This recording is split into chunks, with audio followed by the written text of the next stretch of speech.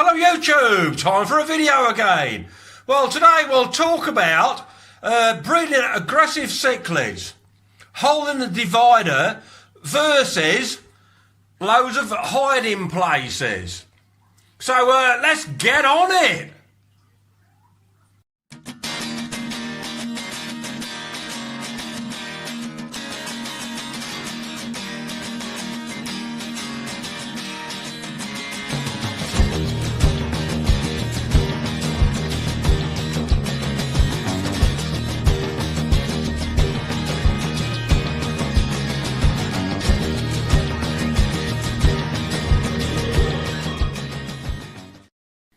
Yeah, so this is my Trimac tank, Churchill. Oh, yes. So my regulars will know I've been struggling with this Trimac is to get him settled in. And he's been living with a female. And I've been using there she is, look. Look at her black stripe, she's in spawning dress. Anyway, this tank I've been using the hole in the divider method. There's a divider. Can you see them holes what have been cut? So these were absolutely beating 10 barrels of crap out of each other. They're getting quite aggressive now because I'm got the camera in the face. But can you see on that rock? That rock is full of spawn, and she's spending more and more time in the male's big Churchill's half. Anyway, so this is the hole and divider method, but it's taken about 3 or 4 months. On this video, a lot of them look white, but you know, like in real life, a lot of them are fertile. Anyway, we'll video them when they all hatch out. So look, we've got Churchill, oh yes, who's looking really nice. And the female, and they've paired up the hole in the divider method. But it's took a long time for them to get to accept one another. And we'll have a talk about the other method. Right, these are my juvenile Parachromus multifasciatus, which were Freddy's, and these I'm trying to pair up in a tank absolutely loaded with hiding places. So there's pros and cons with this one. The pros are when they do finally pair up, the pair bond normally lasts quite a long time. In fact, sometimes it can last for life.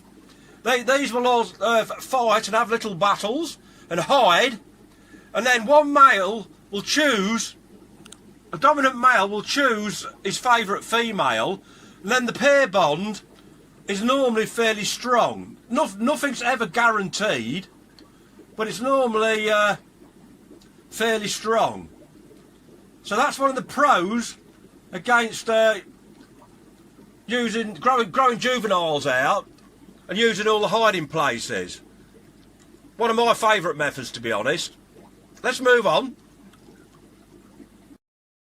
Right, this is Road Warrior, my 12 to 13 inch Rio Magumbi and his partner Blondie. Now these were paired up as a group of juveniles with all the hiding places, and these have been together now probably 2 years or so, I think.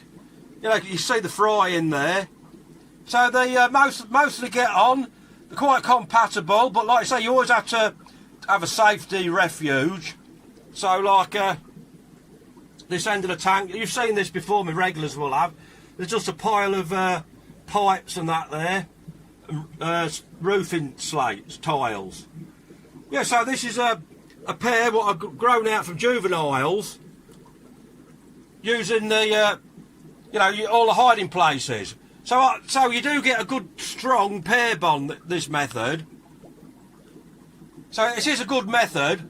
So he chose her out of a group of say 6 to 8. So you've got less chance of them falling out. Even though they can fall out, and they do sometimes, but they are quite a strong pair bond. Let's move.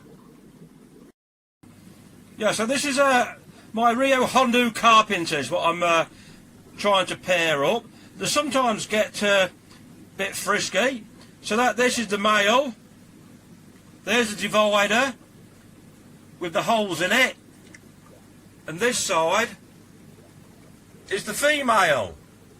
So she goes to and from one side to the other. I'll see if I can capture a little bit and I'll tag it onto this.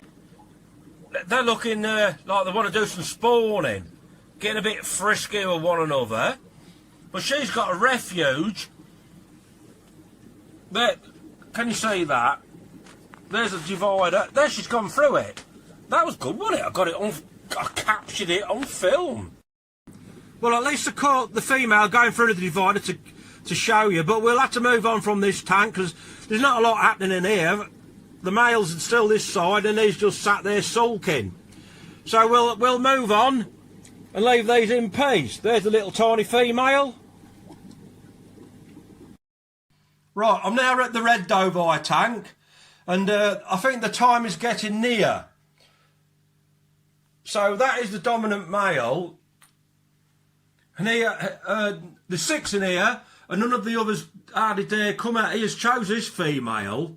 What I normally like to do is wait till they've had one spawn in before I remove all the others, remaining juveniles. But with these, like these are quite sought after, and I don't think there's many in the UK at all. So I don't want to risk, them getting battered and losing them. There I'm chasing him around with the bloody camera. There's his female. So them two have paired off. That's the only one he'll tolerate. Come on out, girl. Let's see if we can get you on the film.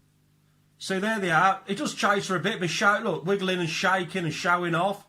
And she'll go underneath there. Yeah, so they've paired off in this corner. And believe it or not, there's 4 more in here, but you can't see one. He will not actually, there's one peeping its head out there. But he will not tolerate any of the others showing the face. So, rather than lose one, I don't want to lose any, because like I just said, in the UK, these are quite scarce. There's not many about. So what I want to do is take them out and fill another tank with loaded hiding places and see if I can get another pair. Come on out, girl. There, look. He'll start showing off and wiggling about. I just wish the colour up a bit more. Yeah, so load of hiding places. Oh, hole in the divider. Let's wrap this video up and sum the job up. Right, let's summarise. This is Mr. and Mrs. Wolfie, as all the regulars will know. Well, these was paired up as juveniles with a tank full of hiding places. And they've lived together for 8 years. And 90% of the time they do get on. I think no, did I say 9 years? 8 years. In 8 years, I've had a divider in this tank once. So I would say the pair bond with these is fairly strong. Anyway, let's summarise the pros and cons. Like, if I was to buy an adult male cichlid and an adult female cichlid, I would then use the hole in the divider so they can come accustomed to one another, and it might take like 3 months for them to accept one another, if they ever do. And she's always got that little hole to get away if the male gets too boisterous. And you probably will always have to have the divider in. You might get away with taking the divider out and they might get on for life, but I think the pair bond will not be so strong because you've chosen the male, you've chosen the female. Whereby, if you use the method with all the hiding places, the dominant male will choose his preferred female, and you've got a lot more chance of it all working out. Well, these are just my opinions and my findings.